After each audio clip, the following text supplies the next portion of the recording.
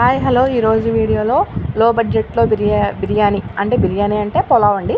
పులావ్ ఎలా చేసుకోవాలో చూపిస్తున్నాను. లో బడ్జెట్ పులావ్ అంటే ఏం లేదు, ఇంట్లో కూరగాయలన్నీ అయిపోయినప్పుడు చేసుకునే పులావ్ అనమాట. ఇంకా ఏమీ లేవండి ఈరోజైతే కూరగాయలు.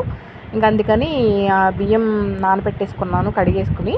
వాటర్ కూడా బాయిల్ అయిపోతున్నాయి, సరిపడా కొలిచేసుకుని పెట్టేసుకున్నాను, మరుగుతూ ఉంటాయి. ఇంకా 3 మినిట్స్లో అయిపోద్దండి ఇది కుక్కర్లో.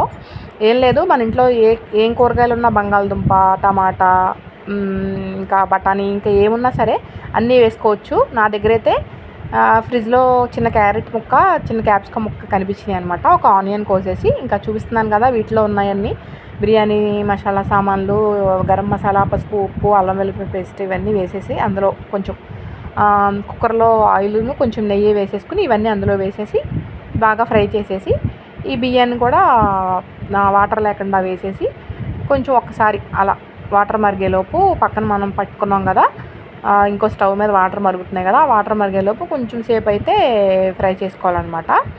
ఫ్రై చేసేసుకున్న తర్వాత ఈ మరుగుతున్న వాటర్ కూడా ఈ బిర్యానీలో పులావ్లో బిర్యానీ అంటున్నాను, ఈ పులావ్లో వేసేసి వేసేసిన తర్వాత కొంచెం నిమ్మకాయ అనేది కొంచెం పిండేసి కుక్కర్ విజిల్ పెట్టేసి 2 విజిల్స్ వేసేస్తే అయిపోద్దండి. లో బడ్జెట్లో పులావ్ అయిపోతే రెడీ అయిపోతుంది. ఇంకా నా దగ్గర ఎగ్స్ ఉన్నాయన్నమాట, ఎగ్సే బాయిల్ చేశాను. బాయిల్ చేసి కొంచెం పెరుగు చట్నీ అయితే చేద్దామని అనుకుంటున్నాను. ఇక చూస్తున్నారు కదా, 3 మినిట్స్ వీడియో ఉంటుందండి. 3 మినిట్స్లో కూడా బిర్యానీ రెడీ అయిపోద్ది. మళ్ళీ బిర్యానీ అనేసాను, పులావ్ అండి. ఏంటి బిర్యానీ వేరు పులావ్ వేరా అనుకుంటున్నారా? అవును, బిర్యానీ వేరు పులావ్ వేరు. చూసారు కదా, ఇలా దగ్గరగా అయిపోయిన తర్వాత అప్పుడు మాత్రమే విజిల్ పెట్టుకోవాలి, ముందే పెట్టుకోకూడదు. వాటర్ వేయగానే విజిల్ పెట్టుకోకూడదు.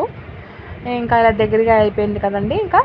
ఇంకా విజిల్ పెట్టేశాను. విజిల్ పెట్టేసిన తర్వాత 2 విజిల్స్, హైలో పెట్టి 1 విజిల్, లోలో పెట్టి 2 విజిల్, రెండో విజిల్ అంతే. ఇంకా అడుగును మాడిపోద్దండి హైలో పెట్టేస్తే మొత్తం. ఎందుకంటే నీళ్ళన్నీ ఎగిరిపోయిన తర్వాత మనం కుక్కర్ పెడతాం కదా, అలా పెడితేనే పొడి పొడిలాడుతూ వస్తుంది.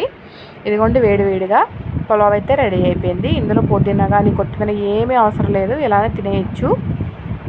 మీకు ఇంకా ఘాటుగా కావాలనుకుంటే కొంచెం కారం అవన్నీ ఎక్కువ వేసుకుంటే బాగుంటుంది. ఇంకా అంతేనండి, రెడీ అయిపోయింది. ఇంకా సర్వ్ చేసేసుకుందాం. పిల్లలకైతే వేడివేడిగా చాలా ఇష్టంగా తింటారు. ఇంక ఇందులో కర్రీ కూడా అడగరు అనమాట. ఇంకా కర్రీ ఎందుకంటే ఆనియన్స్, పచ్చిమిరపకాయలు, కొంచెం పెరుగు చట్నీ, ఎగ్స్.